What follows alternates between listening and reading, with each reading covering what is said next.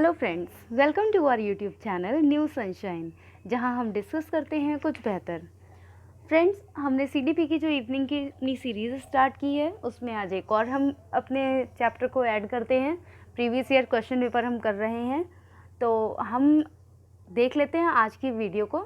आज का हमारा पहला क्वेश्चन है, एक शिक्षिका पाठ को पूर्व पठित पाठ से जोड़ते हुए बच्चों को सारांश लिखना सिखा रही है, वह क्या कर रही है। मतलब एक टीचर है, पहले से उसने जो पाठ पढ़ाया हुआ है ना, यहाँ पर जो लिखा हुआ है ना, वेट, यहाँ पर ये जो लिखा हुआ है फ्रेंड्स, पूर्व पठित पाठ, यानी कि जो बच्चे ने पहले से पाठ पढ़ रखा है उससे जोड़ते हुए बच्चों को सारांश लिखना सिखा रही है। जैसे कि इससे पहले बच्चों ने कुछ और पढ़ रखा होगा। अब जैसे कि अब बच्चे ने नाउन पढ़ा हुआ है, ठीक है, और नाउन के बाद अब वो क्या पढ़ रहा है, नाउन के बाद अब वो प्रोनाउन पढ़ रहा है। तो पहले आप नाउन पढ़ेंगे तभी तो प्रोनाउन पढ़ेंगे।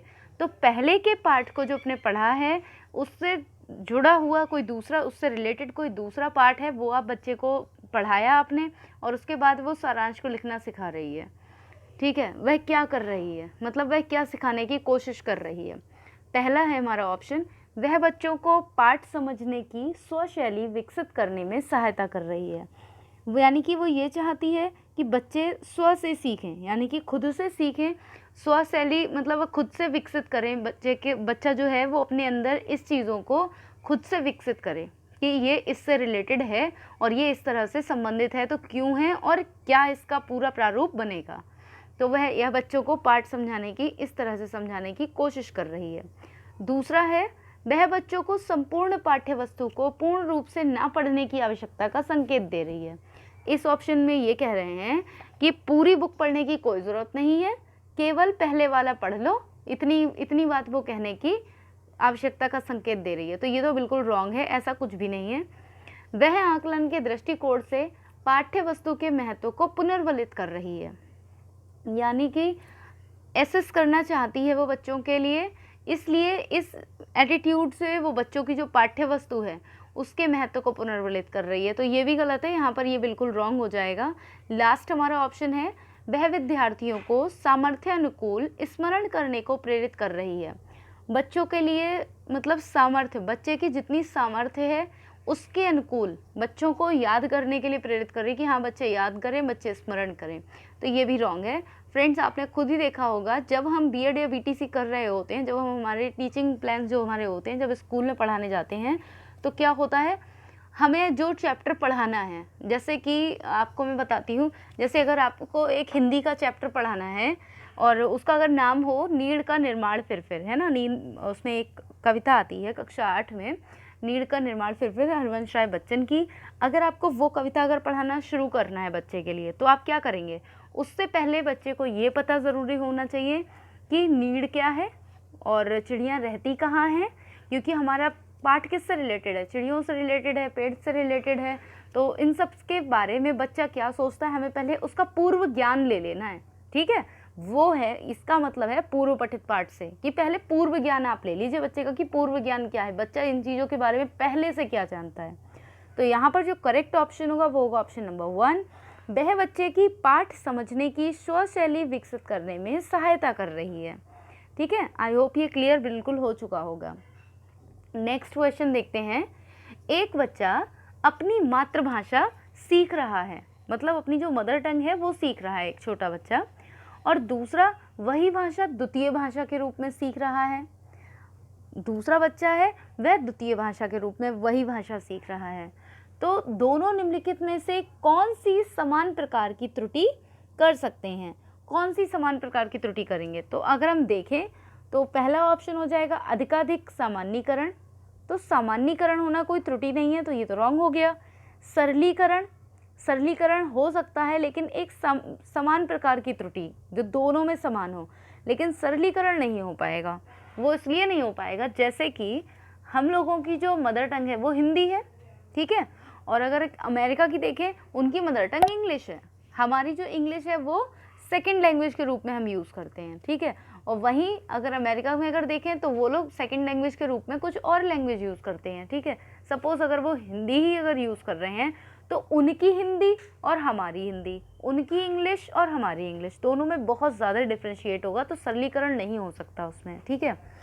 विकासात्मक, तो बिल्कुल सही बात है, एक विकासात्मक त्रुटि हो सकती है, ठीक है, सीख रहे हैं, विकास कर रहे हैं अपनी लैंग्वेज का, उसमें त्रुटि हो सकती है, तो ये हमारा सही है ऑप्शन। फोर्थ है अत्यधिक सशुद्धता, यानी कि अत्यधिक सशुद्धता हो जाएगी, ये भी बिल्कुल भी पॉसिबल नहीं है, तो इस क्वेश्चन के लिए हमारा जो करेक्ट ऑप्शन होगा वो होगा ऑप्शन नंबर 3। नेक्स्ट क्वेश्चन देख लेते हैं। परीक्षा में तनाव निष्पत्ति को प्रभावित करता है। जो तनाव है, परीक्षा में जो तनाव हमारे में हो जाता है हम लोगों को, तो यह किस चीज़ को प्रभावित करता है? यह तथ्य मतलब निष्पत्ति को प्रभावित करता है। एक बार फिर से क्वेश्चन देख लेते हैं कि जो परीक्षा में तनाव, यानी कि जो परीक्षा में तनाव होता है वो हमारी निष्पत्ति को प्रभावित करता है। निष्पत्ति मतलब जो हमारा लिखना, हम जो हम करना चाहते हैं वो हमारा ठीक से नहीं हो पाता, किसी भी काम को हम ठीक से नहीं कर पाते, वो है निष्पत्ति, निष्पत्ति को प्रभावित करता है। यह तथ्य निम्नलिखित में से किस प्रकार के संबंध को स्पष्ट करता है? किस प्रकार का संबंध बताता है यह, ठीक है। तो पहला हमारा ऑप्शन है संज्ञान और भावना। बिल्कुल सही बात है, संज्ञान और भावना मतलब कॉग्निशन तो है हमारे अंदर, क्या है मतलब समझ तो है, ज्ञान तो है, अंडरस्टैंडिंग तो है, लेकिन भावना, हमारे अंदर जो भावनाएं होती हैं उनकी वजह से क्या हो जाता है हमारा, तब ये जो तनाव है ये भी तो हमारी भावना ही है, तो इसकी वजह से हमारी निष्पत्ति प्रभावित हो जाती है।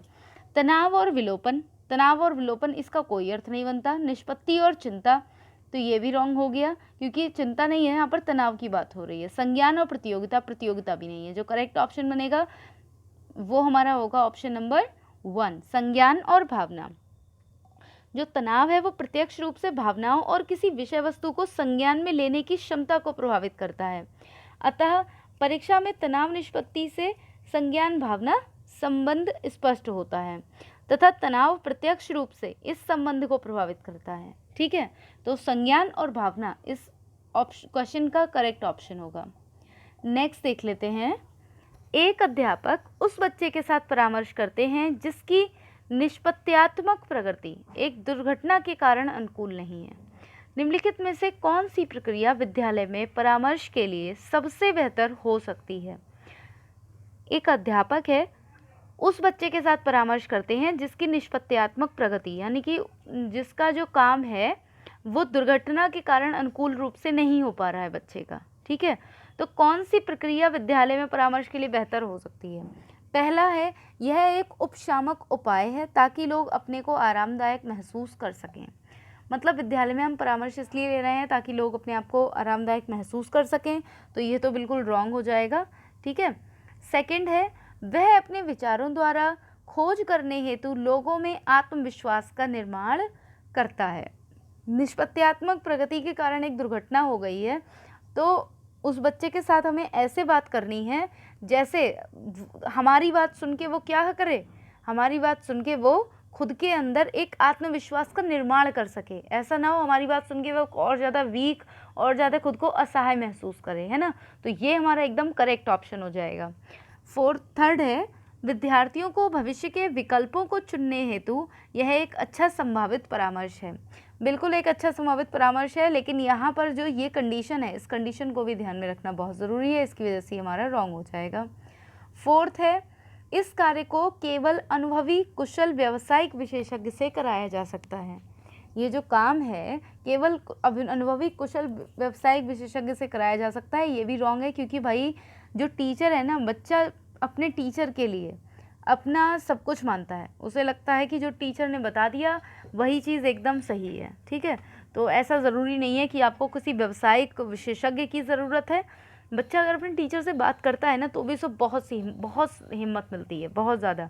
मैं अगर अपने टीचर की बात करूं तो मुझे भी मेरे टीचर्स को देखकर बहुत ही ज़्यादा खुद में आत्मविश्वास और खुद में एक एनर्जी सी मैं फील करती हूँ जब मैं उनको देखती हूँ, क्योंकि उनको देखकर उनके जैसा करने का, उनके जैसे बनने का मन करता है ना। तो यहाँ पर ये चीज़ बिल्कुल सही होगी कि वह अपने विचारों द्वारा खोज करने हेतु लोगों में आत्मविश्वास का निर्माण करता है, ठीक है। नेक्स्ट क्वेश्चन देख लेते हैं।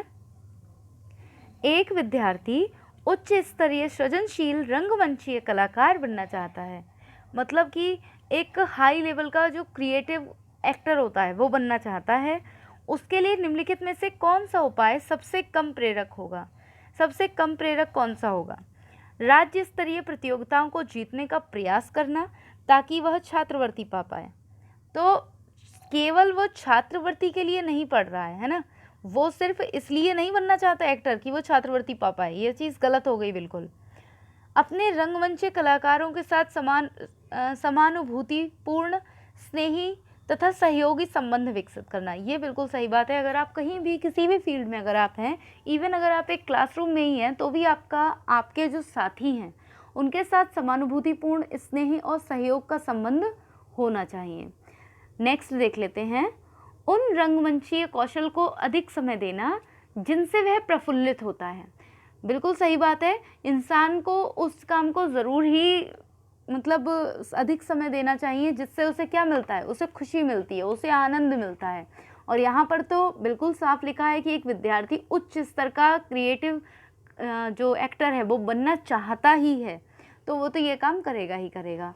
लास्ट है, संसार के श्रेष्ठ रंगमंचीय कलाकारों की निष्पत्ति के संबंध साहित्य पढ़ने के लिए तथा उससे सीखने के प्रयास के लिए कहना।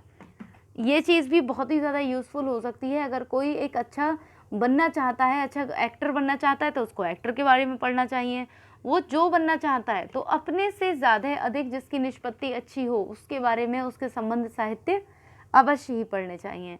तो इसमें जो सबसे ज़्यादा हमें वीक लग रहा है पॉइंट, वो कौन सा वीक पॉइंट लग रहा है, मतलब उसके लिए निम्न में से कौन सा उपाय सबसे कम प्रेरक होगा?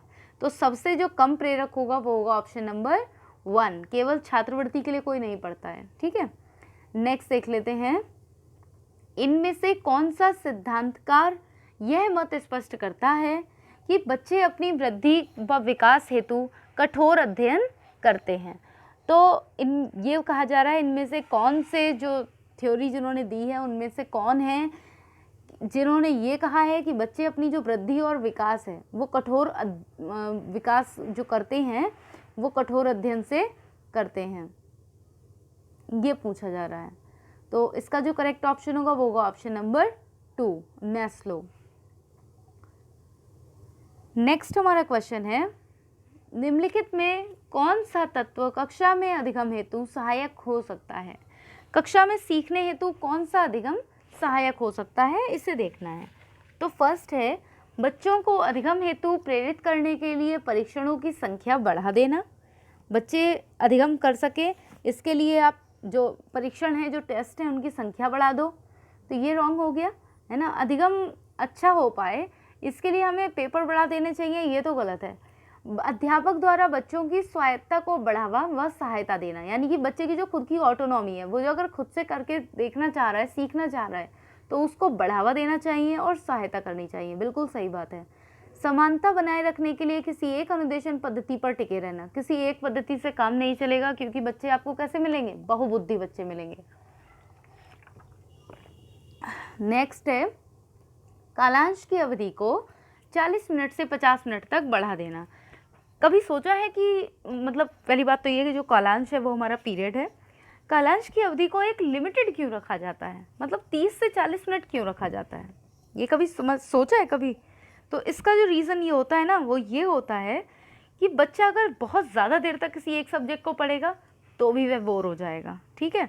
और अगर कम समय तक पढ़ेगा तो उसकी वो चीज़ दिमाग में नहीं जाएगी, क्योंकि बच्चा 5 मिनट्स बुक खोलता है, उसको समझने की कोशिश करता है कि हाँ आज ये चैप्टर पढ़ना है, इसमें ये पढ़ा था पहले, अब हमें ये पढ़ना है। तो कुछ अगर सिखाना चाहते हैं तो हाँ 25 to 30 मिनट्स चाहिए, ठीक है, स्टार्ट करने के लिए, किसी चीज़ से कनेक्शन बनाने के लिए।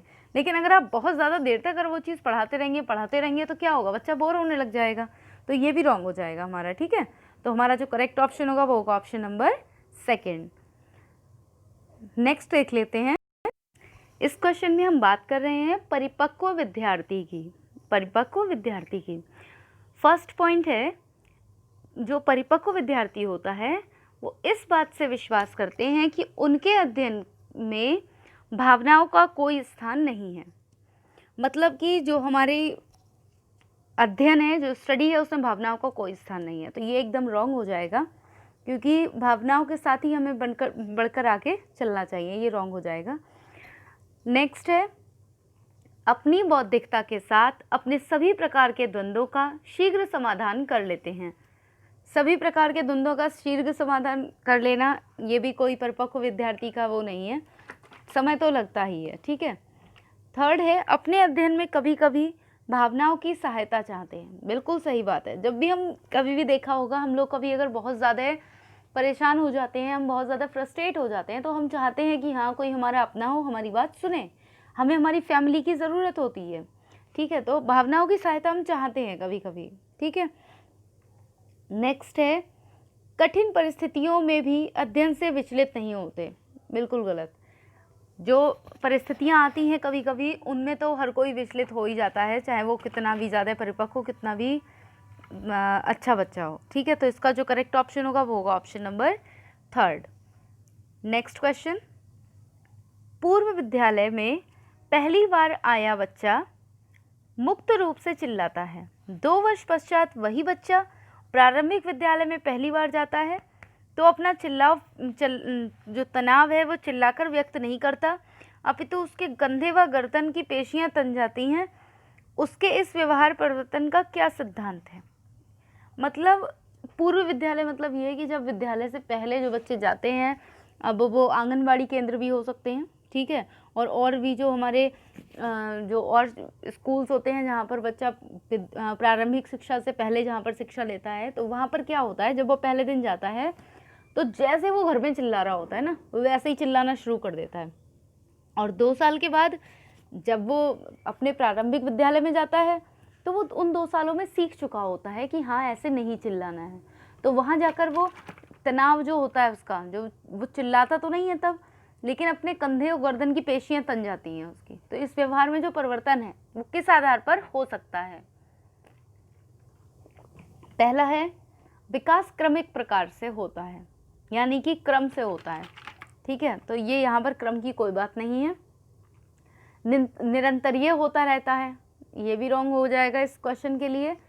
अलग अलग लोगों में विकास भी भिन्न भिन्न रूप से होता है, ये बिल्कुल सही बात है। विकास भिन्न भिन्न रूप से होता है अलग अलग लोगों में, और निरंतर होता है, ये भी सही है। क्रमिक होता है, ये भी सही है, लेकिन ये इस क्वेश्चन के अकॉर्डिंग गलत है, ठीक है। ये मत सोचना कि ये गलत है, ये सही है, लेकिन इस क्वेश्चन के लिए ये रॉन्ग है। विभेद व एकीकरण विकास के लक्षण हैं, बिल्कुल सही बात है। जो विभेद है और जो एकीकरण है वो विकास के लक्षण है। विकास एक प्रक्रिया है जिसमें विभिन्न सोपान और लक्षणों से गुजरना पड़ता है। विभेद और एकीकरण उन्हीं में से लक्षण है इसके, ठीक है। तो इसलिए पहली बार जब बच्चा आया और दूसरी बार बच्चा आया, मतलब एक ही है, लेकिन मतलब वो आ तो नई जगह पर ही रहा है ना, इसलिए मतलब तो एक ही है, लेकिन उसकी प्रतिक्रियाएं भिन्न हैं, क्योंकि अब उसके विकास के कारण उसमें परिवर्तन हो चुका है, उसके व्यवहार, उसके क्रियाकलाप में परिवर्तन हो चुका है। तो ये चीज़ें हैं, ठीक है। इस वजह से ऑप्शन नंबर हमारा जो 4th है वो एकदम करेक्ट हो जाएगा। ये हमारा आज का लास्ट क्वेश्चन रहेगा फ्रेंड्स। तो इनमें से कौन सा सत्य है ये बताना है। आनुवांशिक बनावट व्यक्ति के परिवेश की गुणवत्ता के लिए प्रत्युत्तरात्मक को प्रभावित करती है, यानी कि जो बच्चा प्रत्युत्तरात्मकता जो होती है बच्चे की, उसके लिए उसकी आनुवांशिक बनावट व्यक्ति के परिवेश की गुणवत्ता को प्रभावित करती है। तो ये कहीं ना कहीं बिल्कुल सही बात है। जो उसकी आनुवांशिक बनावट होती है वो व्यक्ति के परिवेश की गुणवत्ता के लिए प्रभावित तो करती है। सेकंड है, गोद लिए हुए बच्चों का वही बुद्धि लब्धांक होता है जो गोद लिए गए सगे भाई बहनों का होता है। तो गोद लिए गए बच्चों का वही बुद्धि लब्धांक होता है जो गोद लिए गए उनके सगे भाई बहनों का होता है। तो ये रॉन्ग हो जाएगा, क्योंकि एक बच्चा है वो गोद लेकर आ पा रहे हैं, ठीक है, और एक है जो और दूसरे सगे भाई बहन है, ठीक है। अनुभव मस्तिष्क के विकास को प्रभावित नहीं करता है, तो अनुभव मस्तिष्क के विकास को पूरी तरह से प्रभावित करता है, ये रॉन्ग हो जाएगा। विद्यालयीकरण का बुद्धि पर कोई प्रभाव नहीं पड़ता है, तो बहुत ज़्यादा प्रभाव पड़ता है हमारी विद्यालयीकरण का हमारी बुद्धि पर। तो इस क्वेश्चन के लिए जो करेक्ट आंसर होगा वो होगा ऑप्शन नंबर 1। तो फ्रेंड्स, ये था हमारा आज का सेशन। अगर किसी को कोई कन्फ्यूजन, कोई डाउट है तो आप कमेंट बॉक्स में कमेंट करके पूछ सकते हैं, और अपने जो वैल्यूएबल सजेशंस हैं आप वो भी दे सकते हैं यहाँ पर, ठीक है। और इसके साथ ही अपनी स्टडी अच्छे से रखिए, अच्छे से कंटिन्यू स्टार्ट रखिए अपनी स्टडी, क्योंकि आपका सीटेट कभी भी हो सकता है, ठीक है। तो फ्रेंड्स बस आज की वीडियो में इतना ही, और stay safe, stay healthy. Thank you, have a nice day.